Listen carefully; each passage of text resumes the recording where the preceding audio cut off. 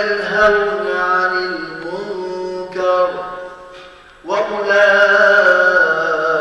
هم المفلحون.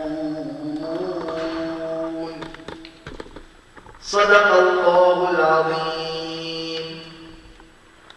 الحمد لله رب العالمين، والصلاة والسلام على سيدنا محمد وعلى آله وصحبه أجمعين. Dear brothers and sisters, Assalamu alaikum wa rahmatullahi ta'ala wa barakatuh. I want to say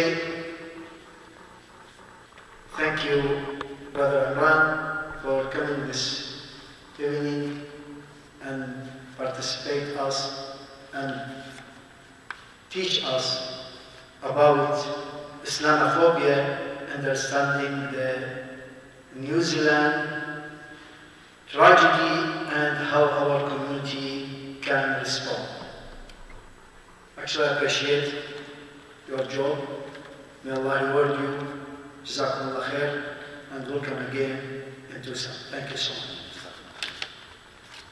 Assalamu alaikum wa rahmatullahi wa barakatuh. Alhamdulillah, wassalatu wassalamu ala rasulullah. For those of you who don't know me, my name is Imran.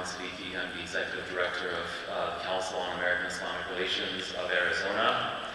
So we have obviously our beautiful masajid, our beautiful community here in Tucson.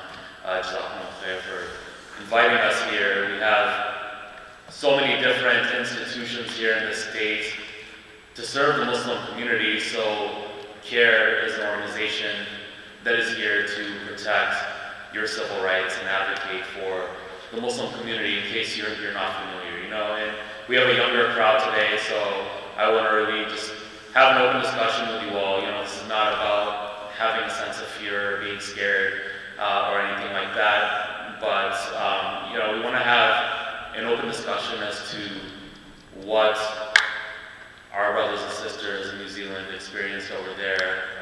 You know, let's make dua for them. May Allah accept them as shaheed. May Allah accept them to the highest Jannah.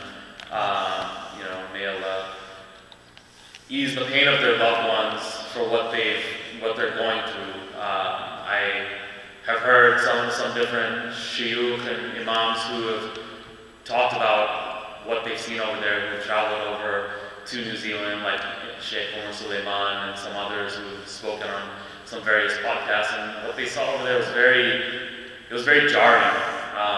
Something like Muslims in the West have not necessarily ever experienced, just the grief and the pain and the suddenness of such a tragedy over there.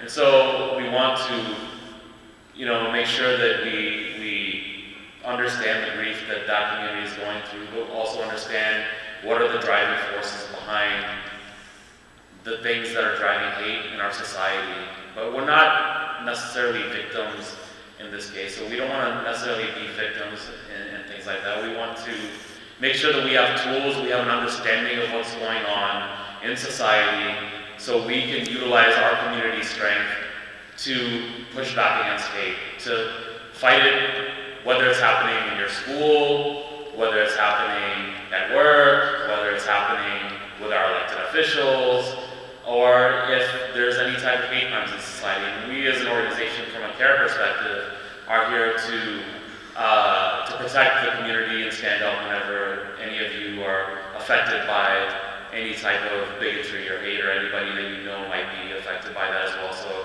always use us as a resource. We're just an hour away, so inshallah that will be useful as well. My son Ibrahim is here as my co-panelist, so you know, he'll interject if he has anything to say as well.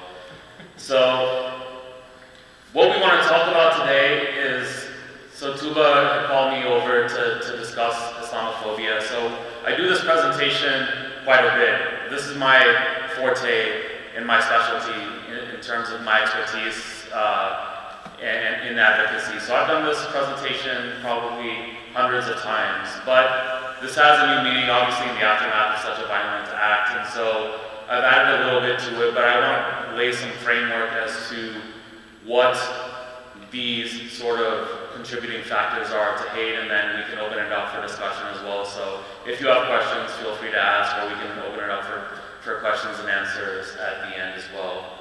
So, just to talk about a little bit of what CAIR does for those of you who are not familiar. So, CAIR was founded in 1994, based out of Washington, D.C. Obviously, like the situation for Muslims in America was much different in 1994. The major things that we were dealing with at that time were really, but you know, it contributes to what we're seeing today. So as we come back to this issue, the one thing I want to keep touching on is systemic Islamophobia. So it's not just one channel, one person, a president, or whoever. In order for a group of people to be dehumanized, it has to be a system of different things that are in place in order to dehumanize a community. We'll talk about some of the things throughout American history that have had similar overlaps as well, so we can see sort of the common themes that exist. So with CAIR, like back in 1994, the biggest issue that Muslims systemically were dealing with were the portrayals of Muslims and, like, let's say Hollywood, for example. If you think about, you know, for those of you who grew up in the 70s and 80s and 90s, can you think of positive portrayals of Muslims in, you know, movies and things like that? Anybody?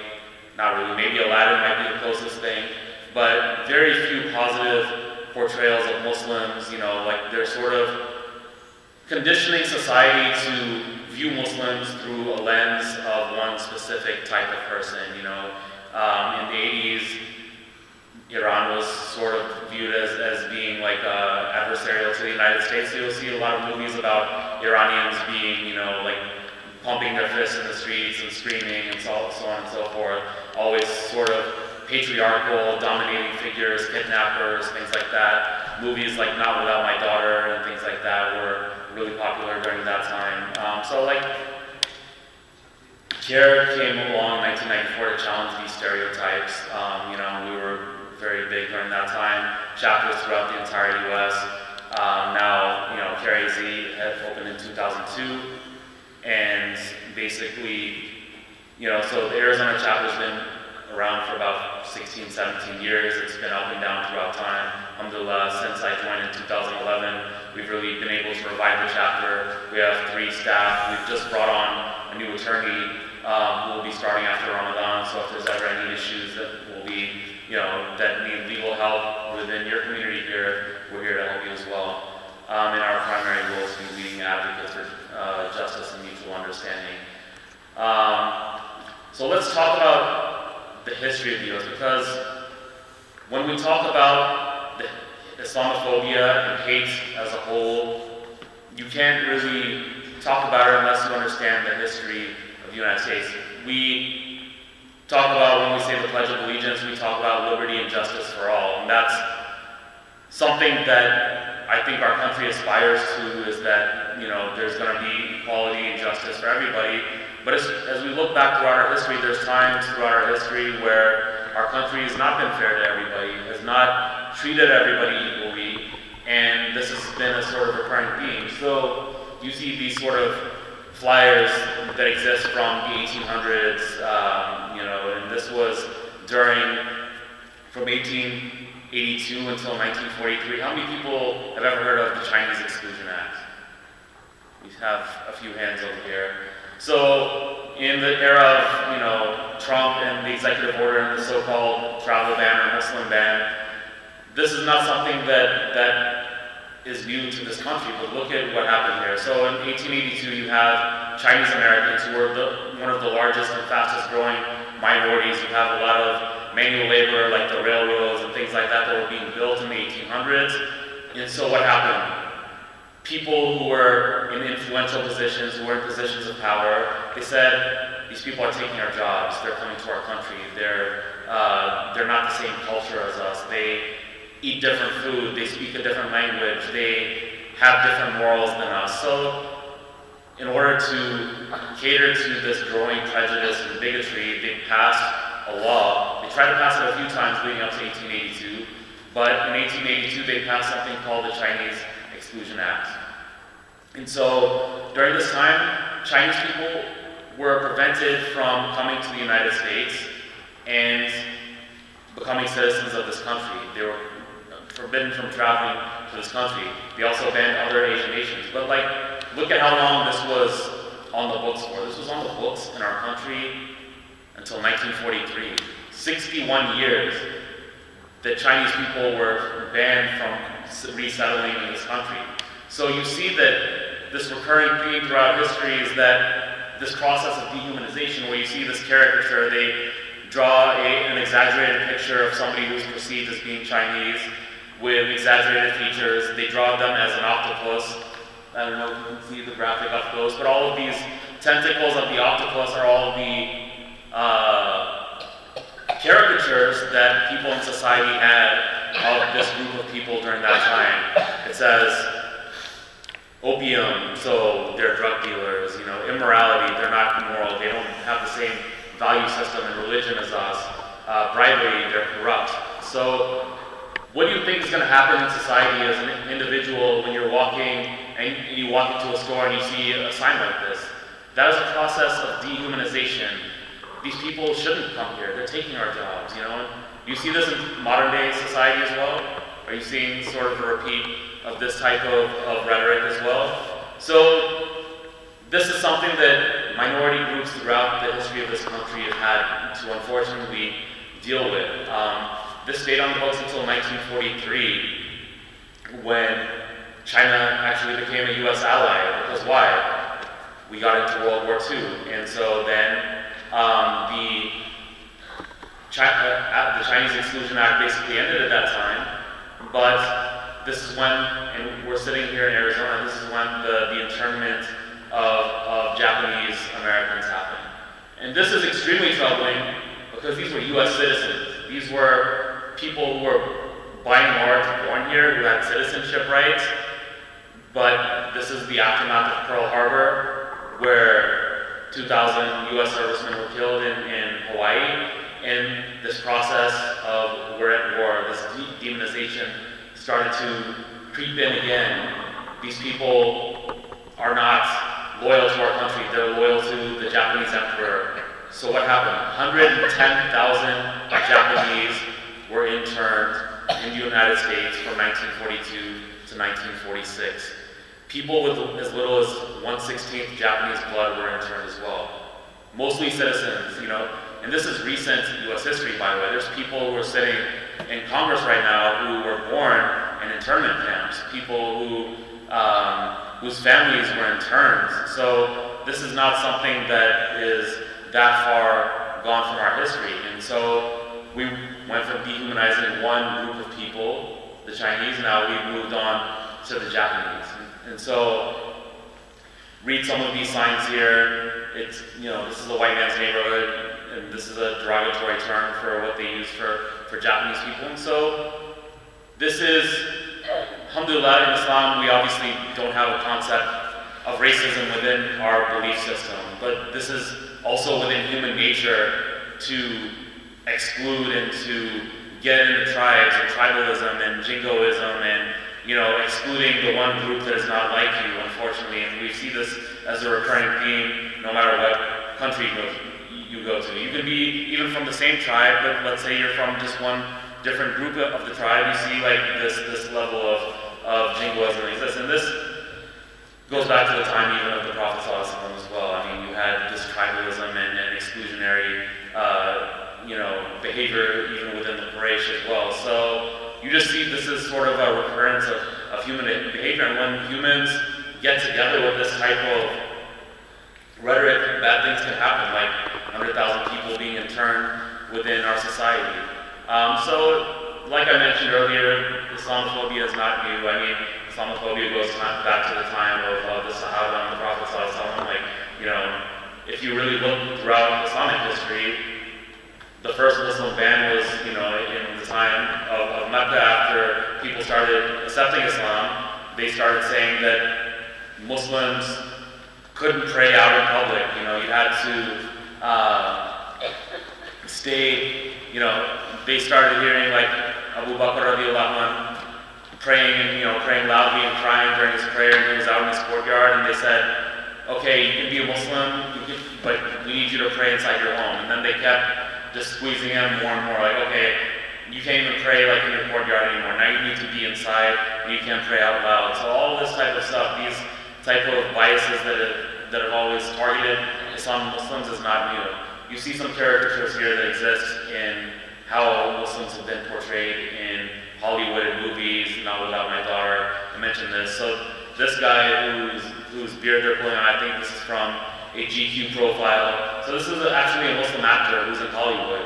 And he says the only reason that I am an active actor in Hollywood is because I keep saying yes to these roles. The only roles that I will get in Hollywood are these roles where they're portraying me as this, extremist or terrorist and wearing bullets and, bombs and all this type of stuff. So this is a known sort of thing that exists. To talk a little bit about how systemic Islamophobia exists, I think this is pretty useful information. So I'll send a copy of this to the masjid as well, where you can keep this as a resource as well. But CAIR did a study back in 2015, 16. We basically release this every 2 years, where we study a core group of hate groups throughout the United States. And this is important to note because you have groups of hate groups that are getting hundreds of millions of dollars in funding to fuel hate about Islam and Muslims. $205 million between 2008 and 2013. This is according to their own tax filings. And so you can check it out at Islamophobia.org. I'll send the link out to the masjid as well. But just know that there's a big group of people that exists out there that's getting a lot of funding. These are just a few of these things, hate groups that exist. And so when we talk about systemic Islamophobia, it's important to understand how these different tools exist in different segments of society. It's not just somebody who's standing outside of a masjid, waving some, mean signs or banners, or a person who is on Fox News saying mean things about Islam and Muslims. It can be people who are in positions of influence who are spreading hate to influential people as well. So a few of these groups, Frank Gaffney, who is pictured up there, he runs something called the Center for Security Policy. He was on Trump's transition team. This guy is labeled as a hate group, and he belongs to Trump's advisor. So he's advising the President of the United States on foreign policy, on a lot of things. He didn't make it into the cabinet because he's such a controversial figure, but his group gets millions of dollars of funding, and they have access to the White House. Act for America. So Act for America, this Brigitte Gabriel, she's of Lebanese Christian origin. She very virulently anti-Muslim, but they started a grassroots organization to spread anti-Muslim bigotry, like on a city and state level. So they go to school boards, for example, and they say, this textbook that you have written, it's too sympathetic to Islam. We don't like this book. We want this book that portrays Islam through the lens of terrorism and through violence and through forced conversions. We want this to be the textbook that the school uses. And they're very effective at getting these types of things passed through. So this is happening, this could be happening in Tucson right now. This could be happening in the school district down the road. So understanding that these people exist is the first step towards pushing back against people who are hateful and who have a bad agenda. If somebody like this is going to the city council and saying that I want an anti-Muslim resolution passed, or I want some type of law that's going to impact the Muslim community negatively, or I want Islam edited out of the school curriculum in the state of Arizona, we need to know about these things. We need to have our eyes open and understand how these things happen. Unfortunately, it's happening on a school level, even elementary school, middle school, and so on and so forth. So understanding that this type of ideological, battle exists out there, that there's groups that mean harm to society, that want to sort of spread racism and bigotry, that are impacting people on that. A few of these others, like American Freedom Law Center, is one as well, and then the Middle East Forum is something that is well known as well. Just For your knowledge, like I mentioned, systemic Islamophobia, we keep coming back to it. So this is a map of the United States, and there's been over 37 pieces of anti-Muslim legislation that have been introduced throughout the US. So somebody who was born and raised in this country, who went to school, the public school system in Georgia, went to college here, I've seen sort of like the progression of how words, our words, our language in Islam have been edited and co-opted and taken away from us to mean things that are wrong. Like, for example, the word Sharia law. Like, that is something that people didn't know about 12, 15 years ago. Nobody knew what Sharia is. For us it means a path. A path to water is the translation. For us, it encompasses all of Islam. So us doing Maghrib in the prayer hall right now is us practicing Sharia. Eating halal meat or having doing iftar during Ramadan. That's us practicing Sharia. So for us, this is something that is beautiful, something that is a part of our deen that you can't take away from us.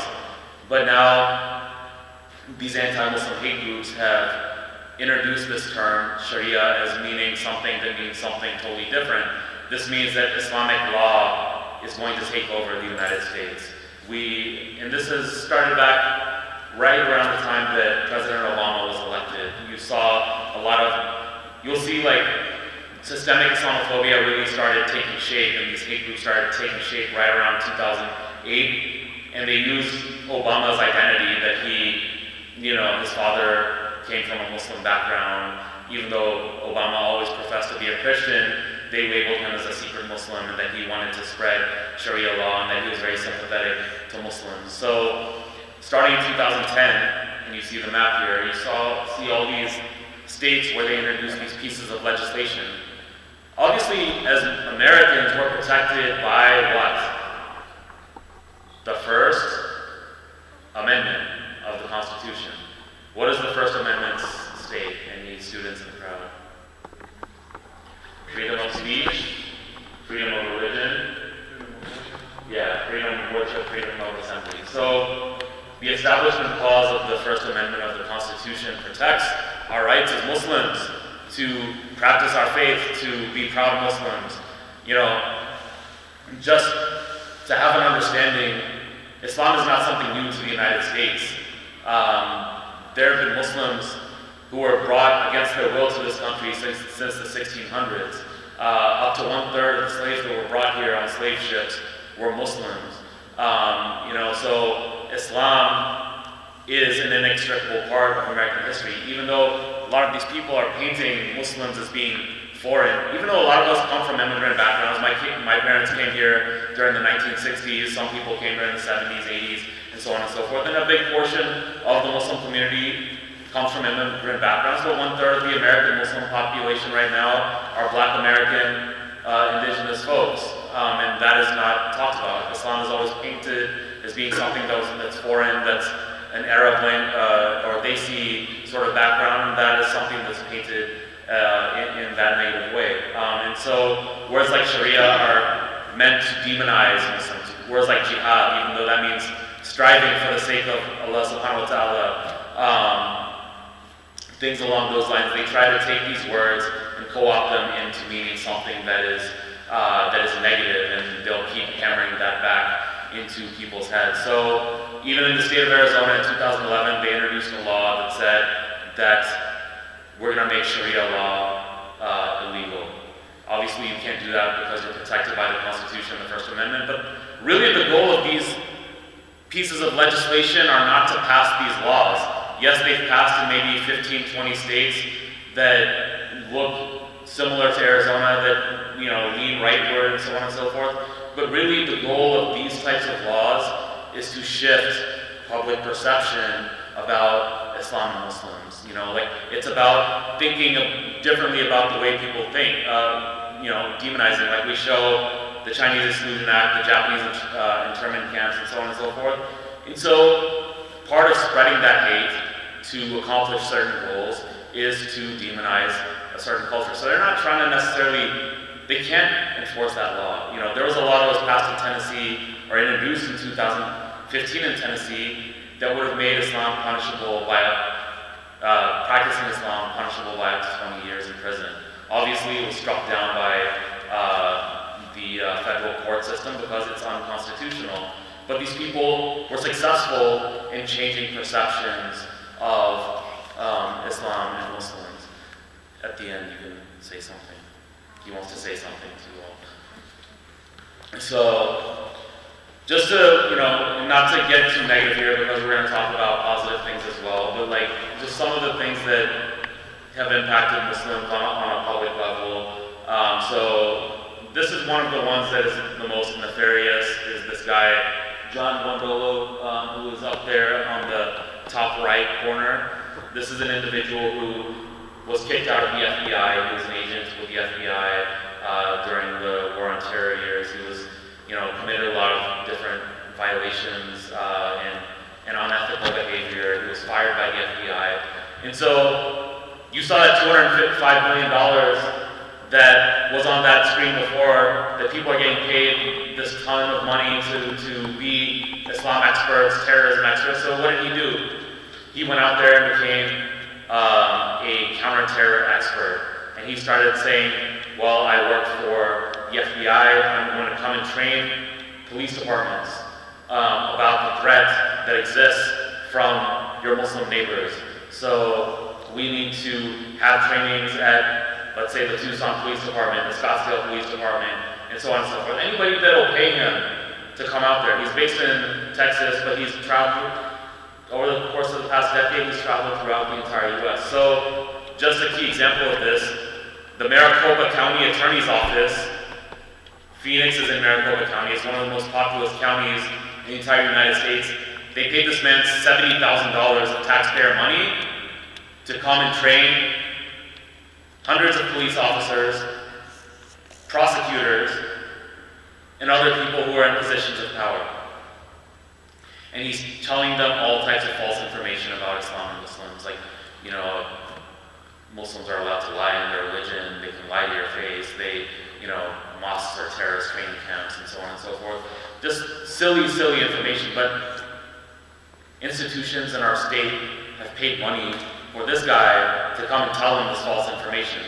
So, do you see what can be wrong with this? You know, if somebody in that position is training police officers and prosecutors, now can a Muslim, you know, if you get pulled over on the side of the road wearing a thobe and a togi, are you going to be treated differently by a police department or the Department of Public Safety? That's a question, you know, like, if you are having a court case that is being tried by one of the prosecutors that went through Wondolo's trainings, are you going to get a fair trial? Are you going to get a little bit more of a charge? So, can you see how systemic Islamophobia permeates the system to create biases within people in positions of power? That is something that we have to fight back against. And so one way that, you know, we fought back against it, I mean, it's about building relationships with the police departments. You know, some places went out there and they got trained by this guy, but as the Muslim community grows stronger,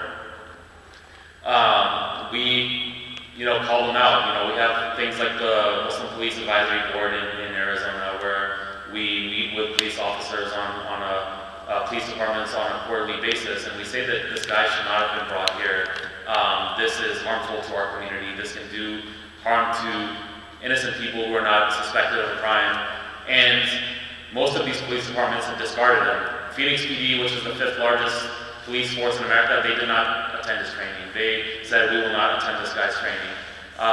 Building those relationships is key to ensuring that the right people get trained for these jobs and that their officers are not dealing with that. You know, Phoenix PD, they have a Muslim police officer who is a liaison to our community, making sure that our community is safe all the time. So building good, strong relationships from that perspective. Mesa PD, you know, our office is based in Mesa, so they attended some of these trainings and they hosted some of these trainings in their police department. Now they're apologizing to us and they said that we will never bring this man to the state again and ensure that. So these are just small little ways that we can push back against this hate. The Tempe Police Department, where ASU is, they've apologized and they said that we're not going to do this again. So having organizations like CAIR, but not only CAIR, our institutions as a Muslim community pushing back against this as well. You've seen, I'll talk about a few of these other ways that Islamophobia has existed in public, like let's say Muslims who run for office. You've seen what's happened to Representative Ilhan, who's been elected to Congress, alhamdulillah, the first hijab-wearing woman to sit in the Congress. Her and Rashida Tlaib are the first 2 Muslim women to represent our communities in Congress, and we're very proud of that fact, but there's just an ongoing smear campaign against them. If they say the exact same thing as a non-Muslim representative, they will just have articles written about them, the talk radio shows will be just constantly talking about them, because people want to discourage Muslims from participating in public life. You have Muslims who have run, and I have friends who have run for city councils and liberal places like California. You have people who run for superintendent and like non-political positions. But anytime a Muslim tries to get into public life and run for elected office, you can guarantee that these types of smear campaigns are going to be levied against them, and that's an unfair thing. But Muslims have to have the courage to get out there and run for elected office. Just be, we have, a growing number of Muslims who are being elected into office. After Ilhan left the Minnesota State Legislature, she joined Congress, and then another sister in hijab took her seat in Minnesota. So now they have a pipeline of folks who are running for office, who are getting motivated. And that's in a state where there's a larger Muslim population, but in places like Arizona, if you feel like you can be a use to your community, whether it's on a school board or in city council or state legislature, take the steps. If you want to be part of that, inshallah, we can help you connect with people as well. We have a Palestinian American, she's not Muslim, but a very good friend of the Muslim community, Athena Salman, who's part of the Arizona State Legislature. Who would have ever thought that a Palestinian American would have been elected to the Arizona State Legislature? But she's out there, even though she's not Muslim, she's fighting for us on a day-to-day basis, making sure that the interests of the Muslim community are represented as well. Just a few different other ways that institutional Islamophobia exists. Alhamdulillah, we've been able to build this beautiful institution. I don't know if there was any type of pushback that existed in the lead up to this being built, but a lot of masjids that are proposed, they're sort of a toolkit that exists with a lot of these hate groups to try and create opposition, public opposition to masjids, Islamic schools, cemeteries, and things like that being built. They sort of have this checklist of things that they can do. Once again, you're protected by the First Amendment. At the end of the day, you cannot be prevented from, having a house of worship and to worship freely in this country. But they will try to create as much barriers to make this very difficult for the Muslim community as possible by saying, well, this is going to cause traffic problems in our city. This is going to, this is going to be an eyesore. The building is this 2 inches too high or 2 inches too low, and so on and so forth. So this picture is from a city called Sterling Heights in Michigan, where there was a very big opposition to that. But alhamdulillah, at the end of the day, Muslim communities come out ahead. This is why you need organizations like CAIR to stand up and file suit against cities that are, preventing our houses of worship from being built. Islamophobia, when we talk about Islamophobia, and there's a slide that I want to go back to as well before I talk about this, but because I think this is very relevant. This is something that I added to this today, because it's coming from all different angles. Where are people getting their information right now? So let's just talk about this really quickly, because we can talk about all the hate groups that exist. That is a known factor, that there are hate groups that are out there that are spreading hatred of Islam and Muslims, and they're benefiting monetarily from it.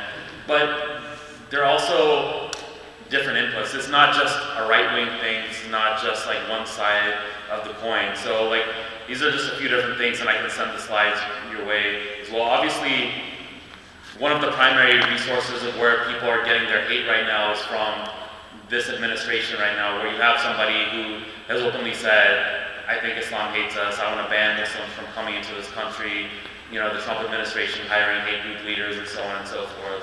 In the lead up to the presidential campaign, Islam was used as a central wedge issue to try and prove who's harder on national security. So you have people like Ted Cruz, you know, using Islamophobia to get his name higher and higher, Marco Rubio and many of the other presidential candidates as well. And it was even espoused in some ways, shapes and forms by the Clintons as well. If you want to really be honest, it's just coming from a different wavelength. I don't know if you remember, like during the Democratic National Convention, they basically, you have Bill Clinton on stage saying, you know, if you're a Muslim and you love America, we want you to stay here, don't go. So on the face level, that's something, okay, he's being nice to us, he's being like welcoming and nice, but if you really look at statements like that, what are you trying to say? Like I said, Muslims have been part of this country since the 1600s. You have immigrant Muslims coming to this country since the late 1800s, early 1900s. So saying that we want you to stay is essentially saying that you are a foreign entity, that you're not part of this country, whereas Muslims have been part of this country since its inception. So that's just like another wavelength to sort of like examine like how people are painting our community through the lens of you're different, but we want you, and so on and so forth. We're just as American as anybody else, and that's important to remember as well. Another thing to remember, and I think this is something that we will talk about towards the end when we're talking about our elected officials, but not only is it coming from the administration, you know, the presidency and so on and so forth, but the fact that people are silent on it, doesn't that bother you when you don't see people speaking up who are in positions of power, like your congresspeople or your state officials or your governor? That in and of itself tells you that there is an acceptable level of bigotry that exists within society right now, and that acceptable level is anti-Muslim bigotry. People don't feel that there is a political price to pay for espousing anti-Muslim sentiment. You know, so they may not like what Trump is saying about the Muslim community, but they don't feel it's necessary to speak up because they don't want to pay a political price for it. And so that's just something to also think about as well. Like, how do we hold these elected officials accountable for their silence when our communities are under attack? Mainstream outlets, you see that next box over there, so that's pretty well known. You know, Fox News, the News Corp organizations, talk radio, a lot of that. That's sort of old school. But something that has not really been examined that's really influential during this time and that filters into things that influence this New Zealand shooter are what's happening in this age of what's called the intellectual dark web. You have people like Bill Maher, Richard Dawkins, Sam Harris, Dave Rubin. There's a whole group of people. I'm very active on Twitter. There's a group that's out there. When people leave a religion, usually they don't brand themselves as that religion. You know, like people who say, I'm not a Christian anymore, I'm not a Jewish person anymore. They don't brand themselves as an ex-Christian every time that they go out in society. They don't try to monetize that identity. They don't say, I'm an ex-Jewish person or an ex-Hindu. But when you're an ex-Muslim, that is a cash cow. It's something that you'll get tons of interviews on podcasts, YouTube channels. You'll get called on to news talk shows to talk about how the Muslims are backward and so on and so forth. So this is the age where people are not getting their information anymore from Fox News, from MSNBC, from CNN. A lot of people, you know, this younger generation, they don't watch cable. But we live in the age of social media. We live in a bubble. So you're able to create a bubble for yourself in this age of social media where you can just follow people that reinforce your point of view. So if you're getting all of this negative, racist sort of bigoted viewpoints from all through society, and you agree with that, you can just go on Facebook and like the pages that reinforce your bigotry. There's no sense of, you've seen all the fake news stories that exist on Facebook. Like, it's such a rampant problem that it influenced this past election. So that's just one aspect of it. Twitter, you can create your own bubble of information. YouTube, there's these YouTube channels like Ben Shapiro, Alex Jones, Jordan Peterson. They get tens of millions of views on their videos. Joe Rogan, a lot of these different groups as well. So a lot of these people are espousing this type of, it's not directly at Islam, but they're saying that we need to protect Western civilization. What they're talking about that is this anti-refugee rhetoric that exists in Europe right now. Like, this is the largest refugee crisis since World War II, what we're seeing in Syria, Libya, other places as well. There's hundreds and hundreds of thousands, if not millions of refugees. Yeah, millions of refugees that are out there in the world right now. And a lot of these folks are utilizing Islamophobia to maintain the complexion of their society, and Islamophobia is the leading sort of thing on there. And you get to the far right, that's becoming extremely popular as well. That's called the alt-right. You have anti-refugee rhetoric. There's something called, and people need to understand this. You need to know these concepts when people talk about it. There's something called white genocide. So when people say white genocide, they say that so many Latino and Muslim people are going to migrate to our country. The white race is not going to be the majority anymore, and that is like committing a genocide against us. And that, you would think that that's absurd. Muslims represent 1% of the population of the US right now. But people believe in this. People believe that Obama was going to resettle 50 million refugees in the United States. The mass shooter in New Zealand bought into this rhetoric. So you have the 10 million views that exist on these YouTubers' channels saying these messages. All it takes is one person to be radicalized by this message to impact that. We live in a state where there exists like an open carry, where guns are very prevalent. So we have to be extremely vigilant to understand, and we need to be vigilant as a community, and I'll talk about some of these things coming up as well. I don't want to make this presentation too long, so there's a few different things that I want to talk about just to end this up with, but just a few of the other types of institutional Islamophobia, the NYPD spying program. We talked about the election. We talked about like the violence, but it not only impacts Muslims, it impacts the Sikh community. Disproportionately, you see multiple Sikh communities that are the victims of violence. The first person that was killed post 9/11 was a Sikh individual in Mesa, Arizona, Balbir Singh Sodhi. This individual, Srinivas Kuchibotla, he was killed in Kansas when somebody mistook him for being a Muslim, basically. So it's impacting brown people. That is just a way that you can say that even though Islam is a religion, Islamophobia is an actual tangible form of racism that exists as well. I had a video, I'll skip over that as well. A few different things that we can talk about just to push back, and then I can open it up for Q&As, but these are just a few things that I think we need to discuss as a community. Obviously, if you're experiencing anybody like bullying you in the schools or in class or in the workplace, let us know. There's nothing that is too small that you should not be reporting to, number one, CAIR and law enforcement. If you're in traffic, for example, and you wear the hijab, for example, and somebody calls you a bad name, a racist name or something like that, call us, let us know. We need to document these things. People need to know the level of bigotry that exists in our individual states. This starts on a local level. To protect our community from things like New Zealand, we need to have a hierarchy that exists. Inshallah, this exists over here, but if it doesn't, it's just something to think about as our community, like having a security team as a masjid, just knowing who the key people, in the case, God forbid, anything does happen, We know who the people who are going to, help people get out of their evacuation plan, what to do in the case of a crisis, whether it's a fire, whether it's any other type of thing, but having a plan in place, discussing that. Who are the volunteers? Who are the board members who are going to be in place when these types of things exist?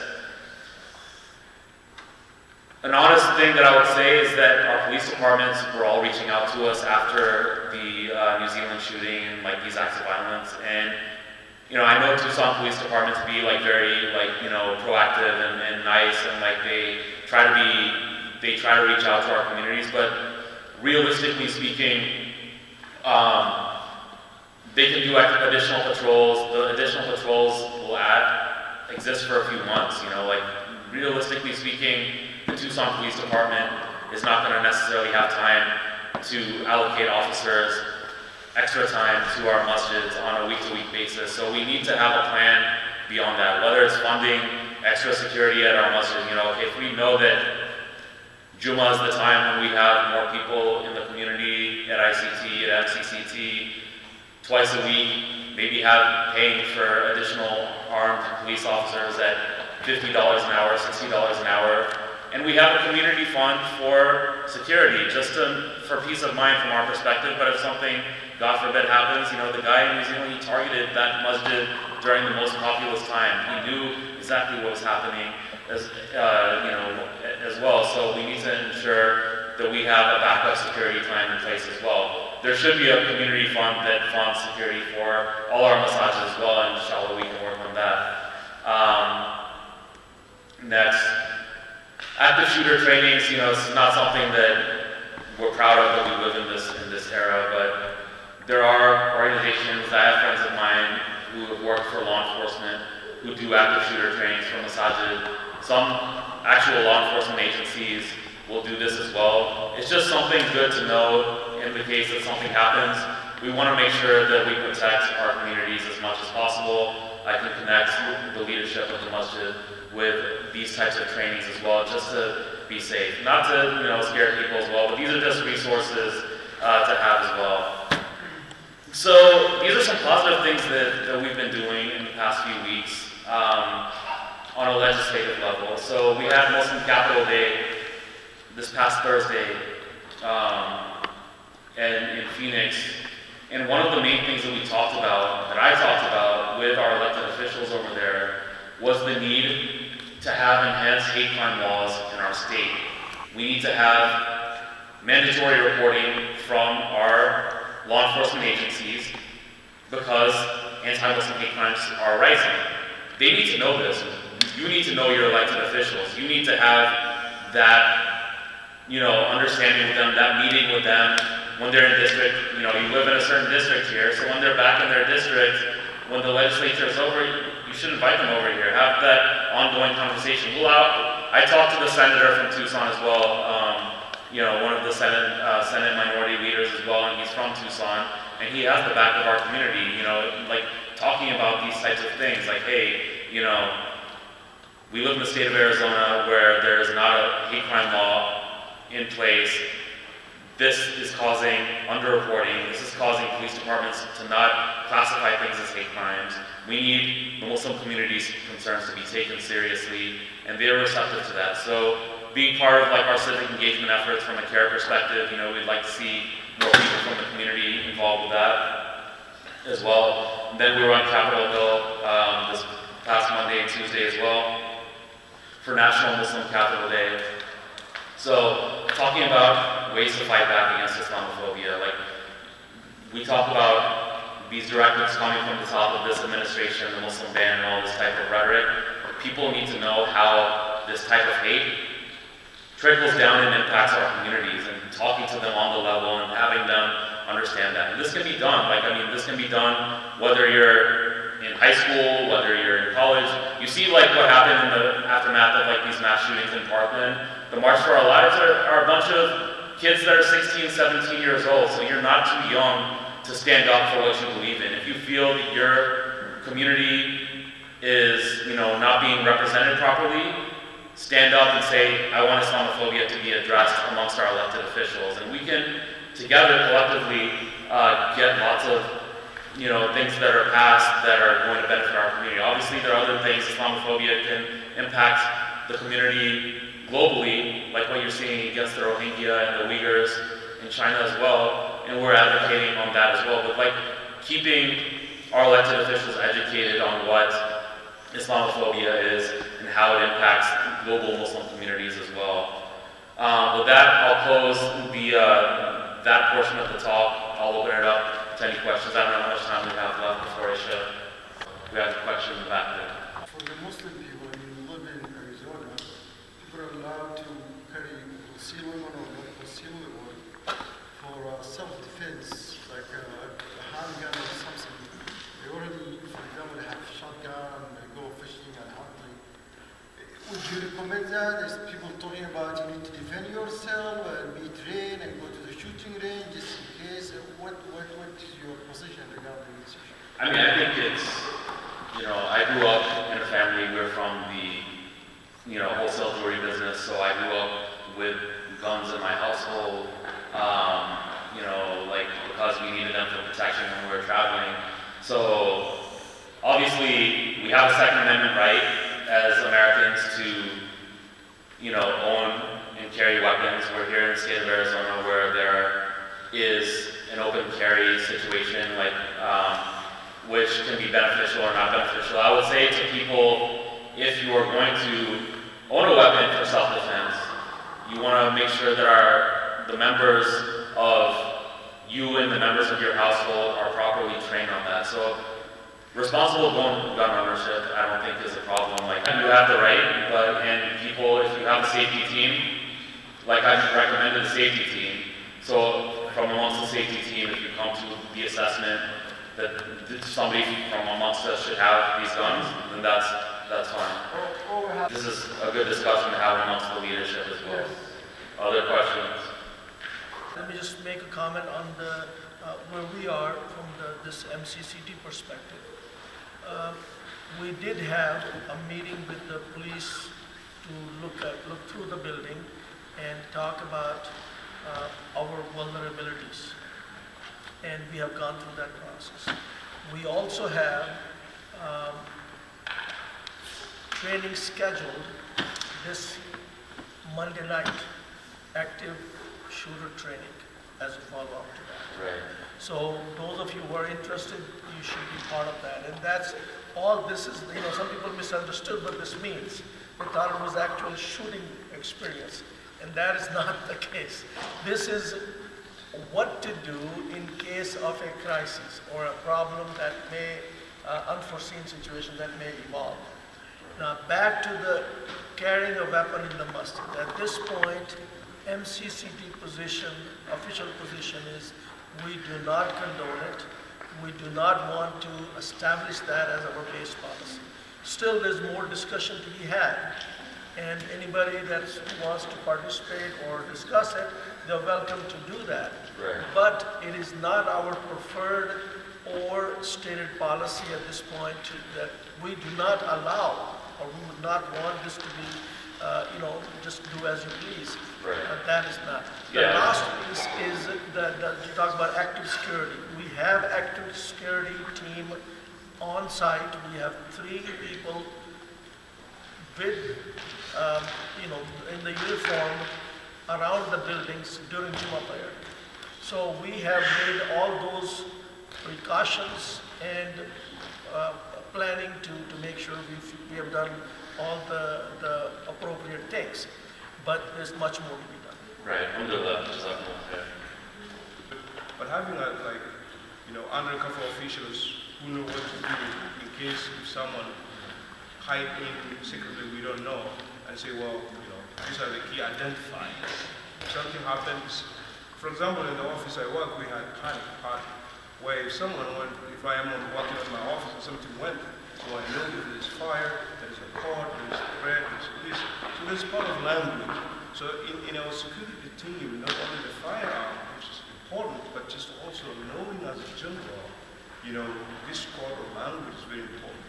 And another, on top of that, I would like also to ask if it's possible for CAIR, because you say that you guys have monthly or quarterly meeting with, you know, in Phoenix about security issues.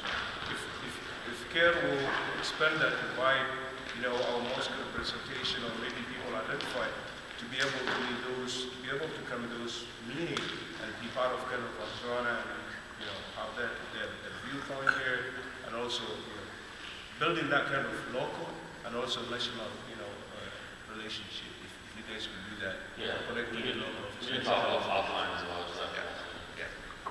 Do you have any questions? Yeah. So I guess my question isn't exactly with the topic Islamophobia, but like people that you know that have had their own personal experiences, like let's say like if their kid or something went off and like something unfortunate happened, and because of that experience they marginalized as a group of like Muslims. How would you like recommend dealing with those type of people that are like stubborn? Like for example, my little brother, he was telling me about an instance that happened to something, right? Oh yeah, so in middle school, one of my teachers, it was the date of 9/11, and when I walked in class, she started laughing at me. Yeah, and like asking. I was too embarrassed. I was too shy. Like I was little. I was like in 7th grade. I was too shy to tell my parents about it.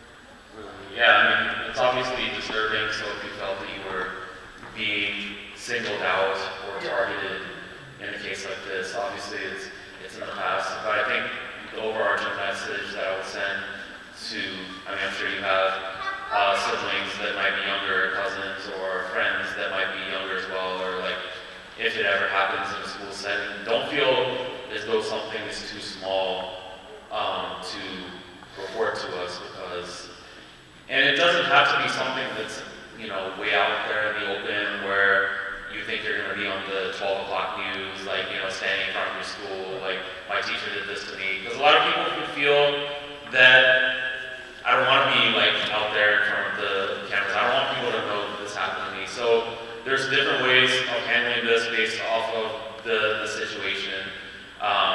Like let's say you don't want this to become public knowledge and you just want us to talk to your school.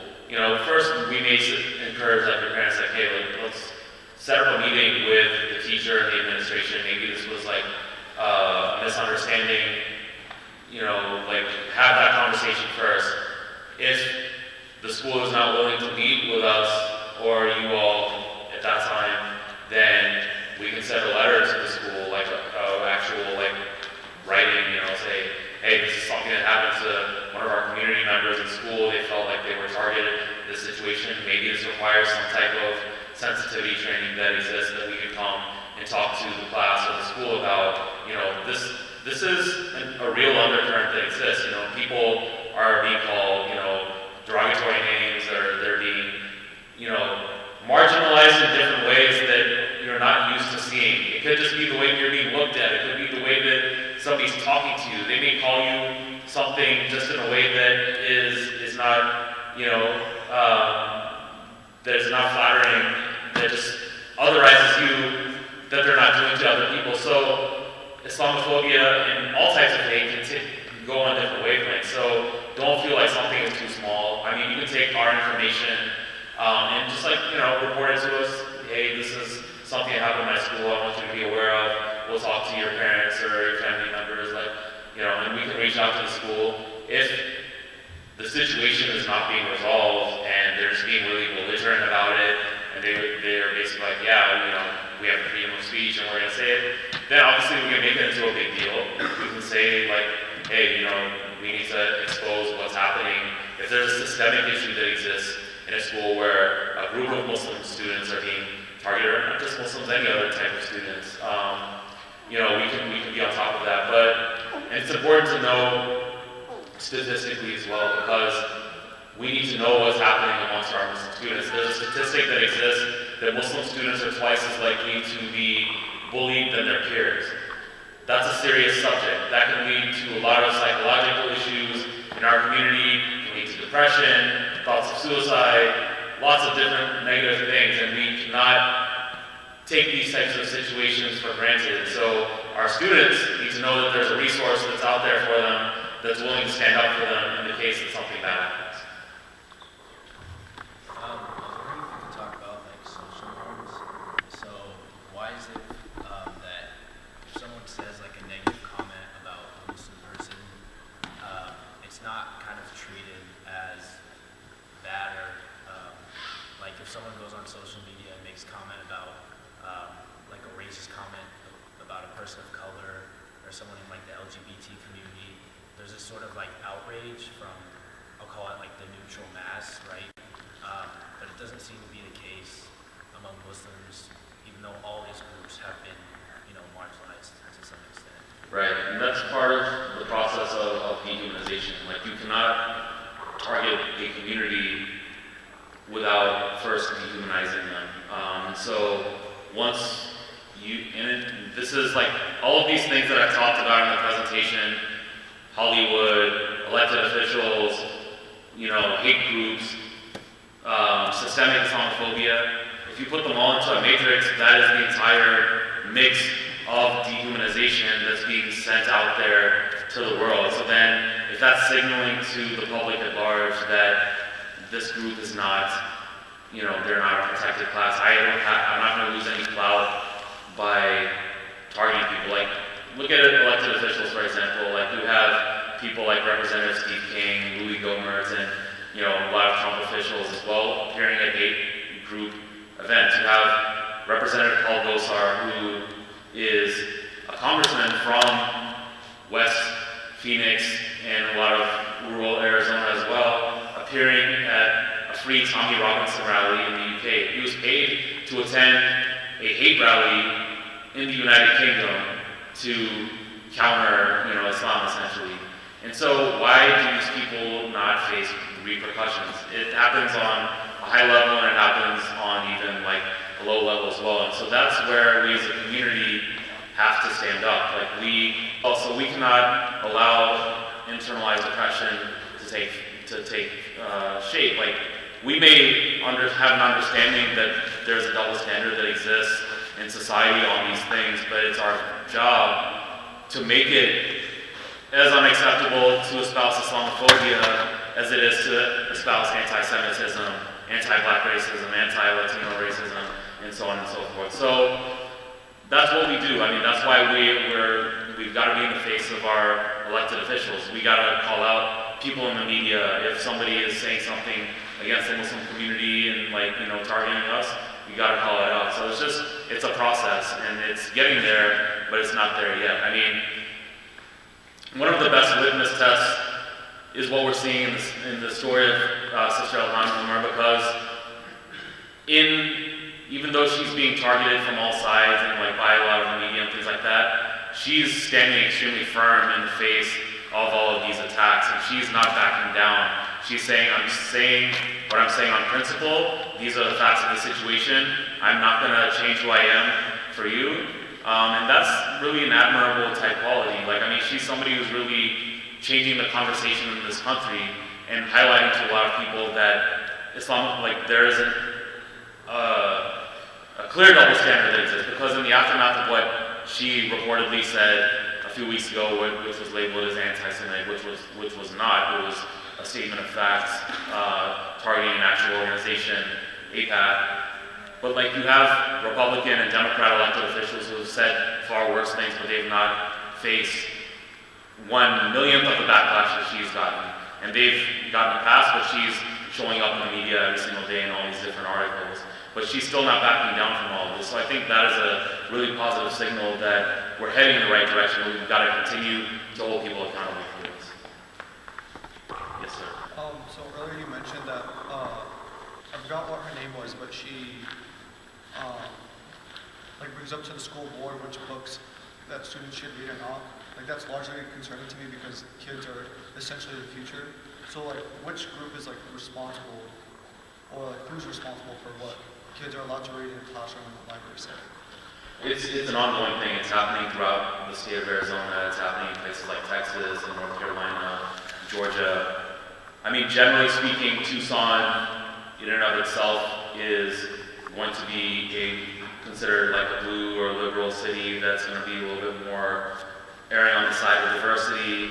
There was a movement that existed in schools or in the state legislature over here that would have removed ethnic studies from different books at, like, the U of A and things like that. So, like, it affects all different facets of culture and society and, like, where we're studying at. But just for your knowledge, because it could come up. I'm sure there's more conservative neighborhoods of Tucson that exist, and more liberal neighborhoods in Tucson that exist as well. But like one of the groups is called Act for America. The thing is that from amongst this Islamophobia industry that I had outlined over here, and you know, like I said, I'll share the information with you. But like, there's all these different types of splinter groups that exist from amongst these groups that like will rebrand themselves and rename themselves and so on and so forth. But I think the overarching message to our community members is to be engaged with what's happening on your school boards, be engaged with what's happening on your city councils, be engaged in what's happening on all, like it's not all about what's happening in the White House, it's not all about what's happening in Congress or Senate and so on and so forth.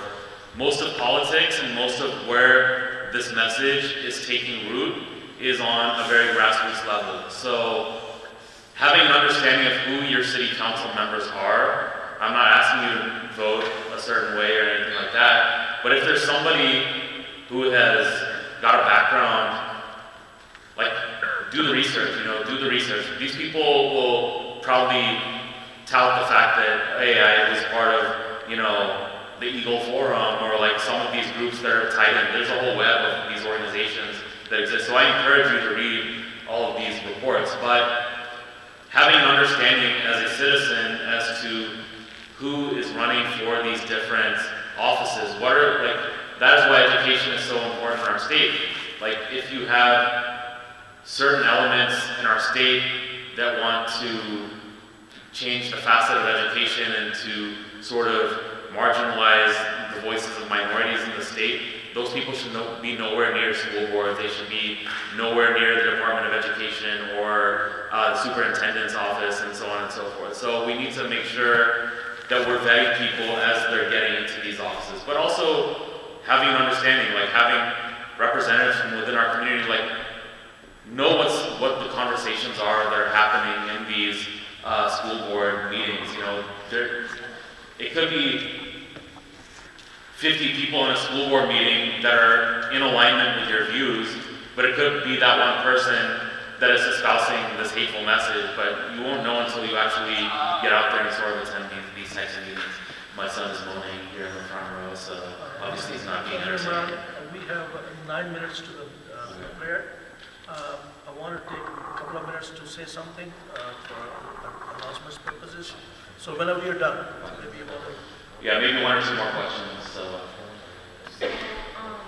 if there's like a hate crime or something, like if we're treated different, like someone screams like a slur or something, so that counts as like the hate crime that should be reported. And so, like, where do we report like crimes to, or like us? Yeah, I mean, if something happens to you, so number one, you need to contact law enforcement first and foremost. You need to ensure that you're safe. So obviously, exit that situation. You know, get to safety. That's the number one priority. You know, like there's a whole continuum. But if you feel your safety is in jeopardy, then obviously get away from that situation. But as soon as you can, contact law enforcement. That's your number one point of contact. You know, whether it's Tucson PD or if you're in Phoenix, whatever police department there is.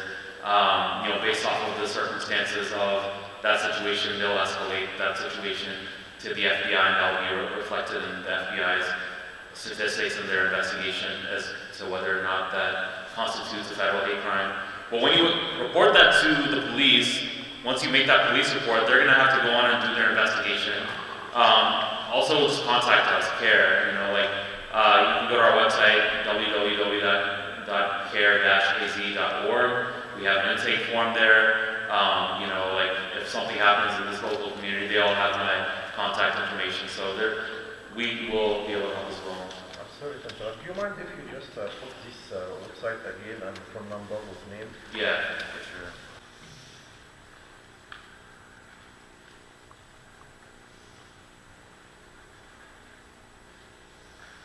So 480-704-3786 is our office number.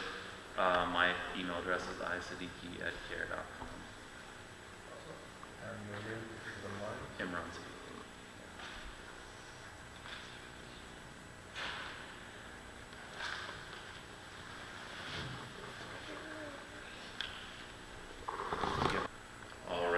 Jazakumullah khair. I know this took a little bit of time, but I'm happy to come here whenever you all need me. So we're here as a resource for you all. We're your local civil rights organization. So thank you for your time. Assalamu alaikum. Brother Imran, thank you very much. We appreciate you and your family taking the time to come out here and have this discussion. I want to give you a couple of thoughts on all that we have. First, it's too easy to start considering yourself a victim. And when you make yourself a victim, the psyche changes. And that becomes very dangerous, very difficult. And I do not want my children or any of our Muslim youth to become or come up with the feeling that we are victims of something. It is phenomena that's taking place, and Brother walked through all of this, but I think we need to start talking about what is the role of a Muslim parent, Muslim child. And the most important part is learning our deen, how beautiful it is. Only then you can go to the next step, which is educate others what Islam really is. Because if I don't know what the deen is and can really articulate in a very quick, very educated manner, that says, look, here is my deen. Because they are attacking us on our root, on a very basic roots here. When they start attacking the Sharia, when they start attacking the things that says, anybody that says Allahu Akbar, it means something bad is going to happen. And we just never responded to that issue, right? So we need to start preparing ourselves, all of us, to respond to those questions in a very eloquent manner. And so that's the education part. The third part is to build alliances. And that's why it's important for our community to become part of the interfaith processes, part of building alliances, whether they are interreligious or intercultural or with government bodies. And the last part, and that's not the least, that's where I think we will really prosper, is become involved. When you get involved with the census, that's where it starts. We are Muslims. I live here. This is what I do. When you get involved with the census, you get involved with the election processes, you become part of this community. And even your own enemies will start recognizing you that you are an entity. And then and only then, I believe, we can conquer this challenge that is in front of us. So I don't want to bore you with any more, but I just wanted to share with you, this is my thought process, and hope that some of you agree with it. If you don't, you are welcome. So back to what we are doing for the masjid. Very quickly again, I mentioned that we had our security review with the police department. Tucson Police Department was very helpful. And thanks to Brother Hytham, he has a personal relationship that helped us out. Even though we are not in the city officers came here and spent about 4 hours with us. Sheriff Department is here. They are becoming more punctual for the Fajr prayer than we are. I see anytime, every morning is 2 to 3 cars, and they are there ahead of us as Muslims who wants to come and join the prayer.